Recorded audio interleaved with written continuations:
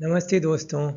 स्वागत है आप सभी का इस ब्रांड न्यू एपिसोड में जिसमें बात करूंगा डीएनए गायरेज इनहिबिटर्स की, यानी कि वो एंटीबायोटिक्स जो कि बैक्टीरियल डीएनए गायरेज पे काम करते हैं।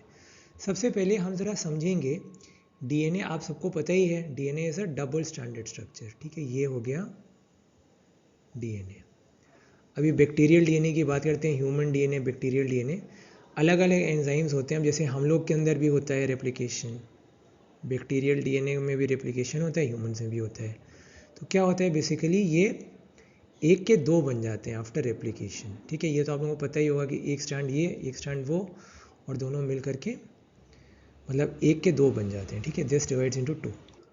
तो अब रेप्लिकेशन आप लोग पढ़ चुके होंगे बायोकेमिस्ट्री में पहले कि रेप्लिकेशन होती है that always occurs on the straight ends of the DNA. ठीक है, ऐसे आपका कॉइल स्ट्रक्चर हो गया, अब यहाँ पे एंड स्ट्रेट हो गए।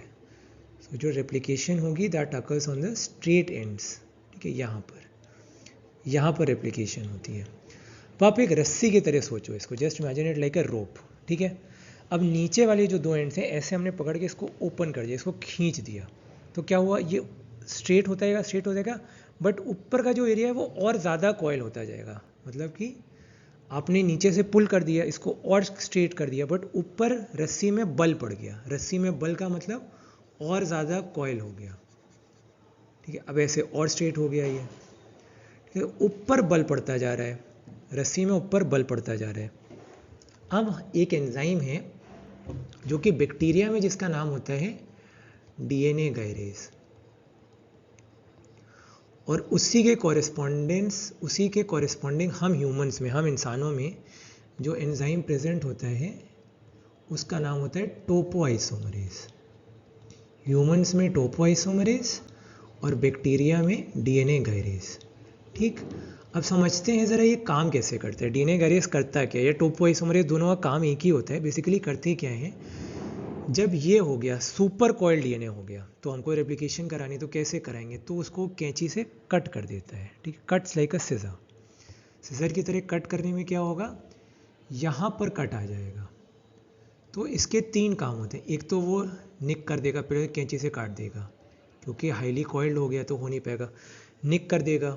नंबर टू, वो इसको अनकॉइल कर देगा। अनकॉइल के लिए एक फैंसी टर्म आप लोग देखते ही हो, that is negative super coil, यानी कि इंट्रोड्यूसेस नेगेटिव सुपर कॉइल्स। ये नेगेटिव सुपर कॉइल इंट्रोड्यूस करना काम है इसी एंजाइम का, बैक्टीरिया में डीएनए गायरेज और हम ह्यूमंस में टोपोआइसोमरेज। ठीक, निक कर दिया, अनकॉइल कर दिया, और लास्ट में क्या कर दिया, डीएनए स्ट्रैंड्स को जोड़ दिया, यानी कि रीसील कर दिया।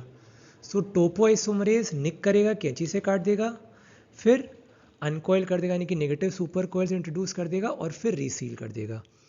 अब एंटीबायोटिक्स क्या करती हैं, वो बैक्टीरियल डीएनए गायरेज को इनहिबिट करती हैं। बैक्टीरिया को इन्फेक्ट करती है, हम ह्यूमंस पे इन्फेक्ट नहीं करती, क्योंकि हमारे पास डीएनए गायरेज नहीं है, हमारे पास टोपोआइसोमरेज है।